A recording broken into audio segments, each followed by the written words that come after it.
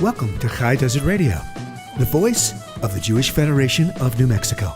I'm David Wolf, the producer of the series, to welcome you. Before we get into today's program, a few introductory words from Executive Director Zachary Benjamin. So this is an exciting day for the Jewish Federation of New Mexico, and I think indeed for the Jewish community of New Mexico.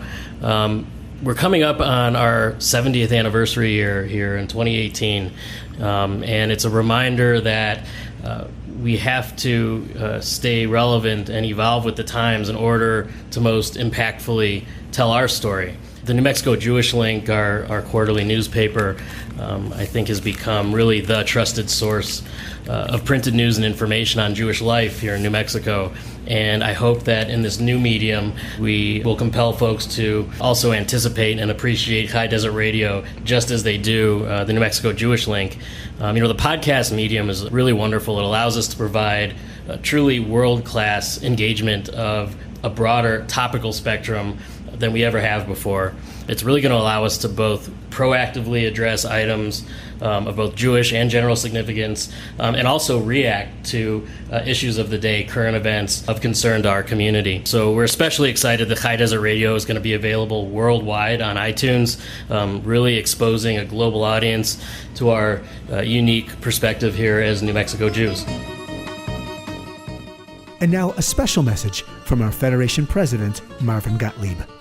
This concept of High Desert Radio is exciting and fulfilling in and of itself, but just to give some background of the genesis of this is that a couple of years ago, the Federation did a major demographic survey of New Mexico, the first one of its kind, and we found out many extraordinary things about the Jews of New Mexico and about the attitudes of the Jews who live in New Mexico. And one of the things that came through, since part of our purpose was to enhance the vision and the purpose of federation within the New Mexico community, was that according to the general population, we were not doing a sterling job of communicating. And so as one arm of that potential, I'm looking forward to High Radio as being a real significant outreach to the community, particularly because we can begin to cover topics of interest to a broad spectrum of the community. And in fact, we are going to encourage people to provide us with ideas and topics that we can develop as we go along.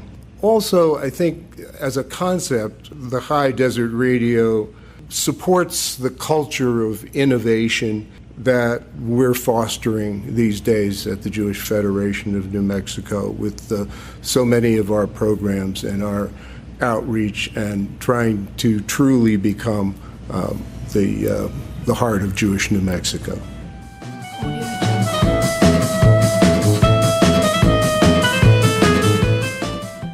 On this edition, we're joined by filmmakers Paula Amar Schwartz and by Isaac Artenstein. They are the co-creators of the new independent feature documentary film entitled Challah Rising in the Desert, The Jews of New Mexico. The film celebrates the history and the people of New Mexico's unique Jewish community with a focus on the 5 waves of the settlement of Jews here in New Mexico. Paula, the film's producer, she joins us here in studio, and Isaac is joining us from Los Angeles. Welcome to you both. Thank you. Glad to be here. Thank you. It's a pleasure to be here. It's great to have you. I have, of course, viewed the film here at a wonderful showing in New Mexico, and there was a wonderful reception afterwards where you and Isaac and your team talked quite a bit about the origin of the idea. So, Paula, this may be for you. Take us back to the light bulb, to the moment, and where that came from. It began with the New Mexico Jewish Historical Society's annual fall conference about 3 years ago, where we showed a film on Jewish settlement in Colorado. When the film was over, I was sitting and talking with a group of people at our table, and I said, we've got a much more interesting story to tell. And everyone said, great idea, why don't you do it? Well, I've never made a film, so I said, do it. How do I go about doing a film? And that was where the whole thing stayed for a little while. And about 2 weeks later, I woke up in the middle of the night with this image of the 5-strand braided challah. And I thought, this is the image of New Mexico's Jewish history. This is the way we should tell the story. And I wrote the little one-page summary that many of you have seen of the 5 strands of Jewish settlement. And that's where it all began. I wanted to address myself to the genesis of this whole project. Prior to Paula calling me, I had visited New Mexico with a documentary that I did called Tijuana Jews, about the Tijuana Jewish community where I grew up. And it was about 10 or 12 years ago, and I showed it, hosted by the Jewish Historical Society of New Mexico in Santa Fe. And conversations began at that early time. The Historical Society had done a really wonderful oral history of the community, including some descendants of the original pioneers and so on. And I was very fortunate that Paula picked up the phone about 8 or 10 years later and said she had a similar idea to do something on New Mexico Jewish history, which is fascinating. It's really one of the oldest stories of Jewish settlement in America, because the Jewish community in New Mexico goes back to colonial times. So it's from colonial times to the counterculture time span that you cover. And how did the two of you meet in advance of coming together to make this film? Let me start out by saying that when I had this idea of the 5-strand braid as the image for New Mexico's Jewish community, I had an idea, but I didn't know how to make a film. And I sent the one-pager around to a number of people who had been at that conference 3 years ago and said, where do I go from here with it? And the former executive director of Federation, Sam Sokolov, called me that afternoon and said, I've got a filmmaker for you. Isaac Artenstein in San Diego has been bugging me for years to make a film about Jewish New Mexico. Call him. And I said, he's not going to talk to me. I don't know anything about filmmaking. And Sam said, send him the one-pager and call him. I did, and the rest is history. We've had a wonderful working relationship. Isaac has been a joy to work with. Now, making a documentary film is no easy task, as we all know here in the room, but I want you to share with our listeners. It involves multiple locations, lining up and scheduling multiple interviews with multiple people that can tell the story through their lens. Talk to us a little bit about how you decided who to interview and just that process. What did that look like as you came to New Mexico to shoot these segments with all the storytellers? Well, let me start out by saying that we had a wealth of information, of people, of ideas, partly because we had done the pioneer interview studies many years ago. 12, 15 years ago is when we began with that. So I had a sense of who we might want to talk with. Yeah. I've lived here for a good while. I know people in the crypto-Judaic community. I know people in the pioneer descendants community. I know people in the congregations. So it was just natural to start thinking about who, calling them and saying, would you be interested? And very few people said no. They wanted to be a part of this project. People came to me after we did the promo showing last May and said, you missed a piece of the New Mexico story. You got to tell the story of the counterculture, the young Jewish hippie kids who came out in the 1960s and 70s looking for communes, looking for a way to build a new life, a new spirituality, a new way of being in the world. And they came to northern New Mexico and founded communes, many communes. And many of those young people were Jewish, and some of the spiritual leaders who joined them, like Ram Dass and Zalman Schachter Shalomi and Shlomo Carlsbach, were all part of this movement to re-examine spirituality and being in the world. So one of the things that happened in the course of the summer following that promo display was that I received in the mail a copy of a collection of photographs collected by Ben Klein.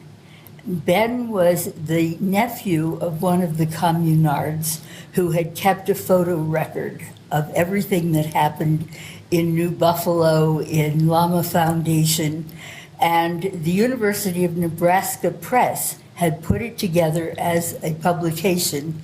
And lo and behold, beshert again, it was sent to me to review for the New Mexico Jewish Historical Society's publication, The Legacy. I took one look at it, called the University of Nebraska and said, I'll find you a reviewer, but I want to use some Isaac, of these did you want to add anything there in terms of film the process of shooting and deciding how you would eventually accumulate way too much footage? And we'll get to that in a moment.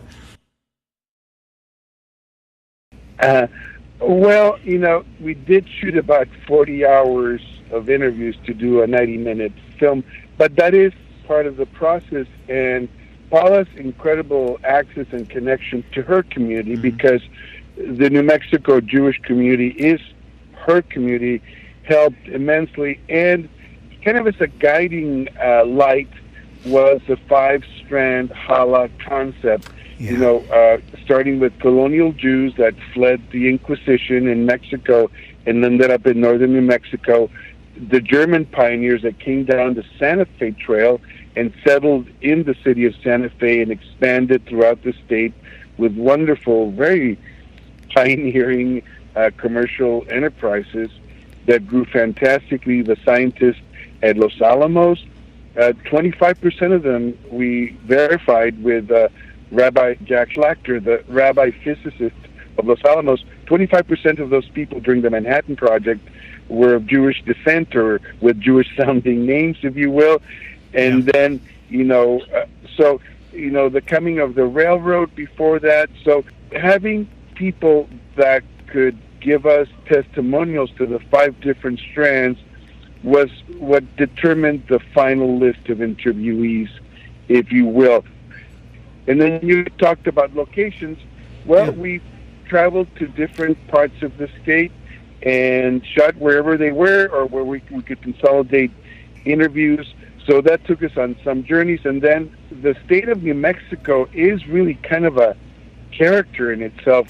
So we also made an extra effort to portray the different regions, the different landscapes, both cultural and natural. I think of the state of visually New Mexico the film and is stunning, certainly because of the character of New Mexico and your choices along the way. And you mentioned when we did the screening that along the way to a particular destination, you would stop to the side of the road and take a few shots here and there because you'd catch a sunset or you'd catch a certain angle on a mountain or something, right? Part of the beauty of the film is the photography that was done by Sergio Ulloa.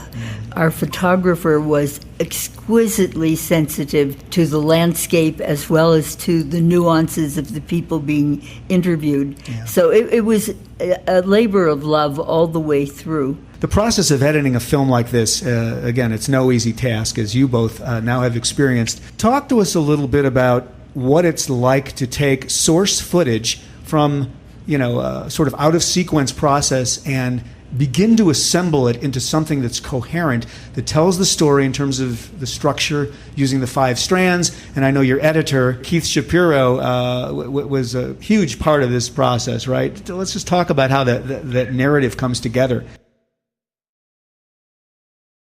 Yeah, I first started with an assistant before we brought Keith on, and it's a very time-consuming process, but it also gets you familiar with the material. All the 40 hours, the 35-plus interviewees, we broke them down into clips, if you will. In other words, every single question that was asked. We made a separate clip to get a better idea of what each person was contributing, what statements, testimonials we had, and then labeled them so we could have easy access. So every single interviewee was, the interview was broken down. And then Paula and I did a lot of thinking, because what do you use? What stays from the 40 hours that ends up on the 90-minute finished project? And that really is a factor of what is the theme. You know, you have a story, you have characters, but you have a multiplicity of characters and a multiplicity of stories. How do you put them together? Clearly identify the themes. And based on those themes, I wrote an outline, kind of a non-linear outline. I didn't want it to be a chronological telling of the story, because like the Challah, the different eras kind of weave in and out of the narrative. And I started looking for an editor, and Keith immediately connected with the material. His body of work was very relevant to what we were trying to do. He had done stuff for the Story Channel, for the Shoah Foundation. He did a wonderful piece on Auschwitz. And so by the time that Keith got on, we had a pretty good idea of what we wanted to do. And then having the advantage of someone like Keith looking at the material with fresh eyes, without the series of prejudices and ideas that you start developing after you look at stuff over and over again. You become kind of locked into certain stories and maybe missed a piece here and there. So that was Keith's great contribution, that he really understood the story, and he helped us really find, you know, the relevant testimonials to weave it together and make it something engaging for a general audience. Parts of this process that I became so fascinated with was interweaving the strands of people with strands of themes, because there are 5 themes also. There are themes that are identity, multiculturalism, transcending difficulties, and faith and belief. And all of those appear in each of the strands. That's right. Superimposed on the periodic strands, if you will, right? Well, that's what made it a Challah. Yeah. That's the weave, and they weave in and out, and that's what also permitted it to be nonlinear and, if you will, deconstructed, but in a way that is unified through the themes as well. We're visiting with Paula Amar Schwartz and Isaac Artenstein. They are the co-filmmakers, co-creators of a wonderful documentary entitled Challah Rising in the Desert, the Jews of New Mexico.